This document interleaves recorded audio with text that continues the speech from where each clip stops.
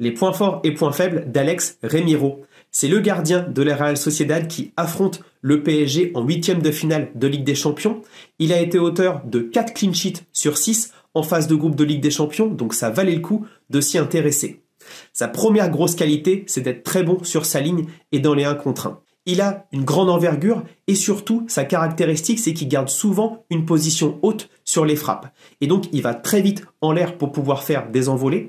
Et également, sur les 1 contre 1, il reste très droit et donc anticipe souvent notamment la balle piquée, comme ici face à Vinicius. Cependant, cette caractéristique, ça lui engendre 2 points faibles. Son premier point faible, c'est qu'il met du temps à passer d'une position haute à une position basse pour aller chercher un ballon au sol, comme ici la tête face à Osasuna, le match juste avant le PSG.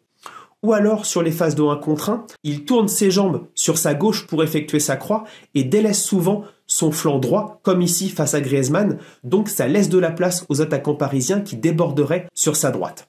Ensuite, sa deuxième qualité, c'est qu'il est très connecté avec sa défense. La Real Sociedad concède peu d'occasions, malgré un bloc haut.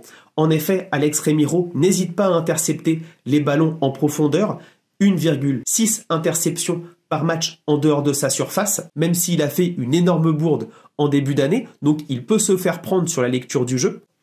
Et surtout, la Real Sociedad n'hésite pas à revenir avec beaucoup de joueurs dans la surface. Il y a un très bon repli défensif. Et donc, sur les centres, ils en concèdent beaucoup. Il y a beaucoup de joueurs à la réception. Et donc, sur les situations de centre, il ne sort pas beaucoup. En effet, il est dans le flop 35% des gardiens en Europe sur les interceptions sur centre. Ça m'étonne guère avec sa mobilité que je trouve assez réduite. Enfin, son jeu au pied, il n'hésite pas à jouer long. En effet, il cherche ses attaquants, Oyarzabal ou Kubo, dans le dos des défenseurs. Notamment, le PSG va devoir faire attention parce qu'ils ne sont pas très bons sur les duels aériens et notamment sur la gestion de la profondeur. Et joue très peu court. C'est peut-être pour ça qu'il n'est pas vu comme un top gardien espagnol. En Liga, on aime bien jouer court. Donc, il n'a jamais eu de sélection pour la Roja, mais a cette qualité de pouvoir jouer long qui peut embêter le PSG. En synthèse, Alex Remiro est un très bon gardien. Il manque néanmoins de souplesse et de qualité au jeu au pied court pour pouvoir aller peut-être un peu plus haut dans la hiérarchie des gardiens européens. Mais sur un match, ça peut être une muraille et ça peut vite embêter le PSG.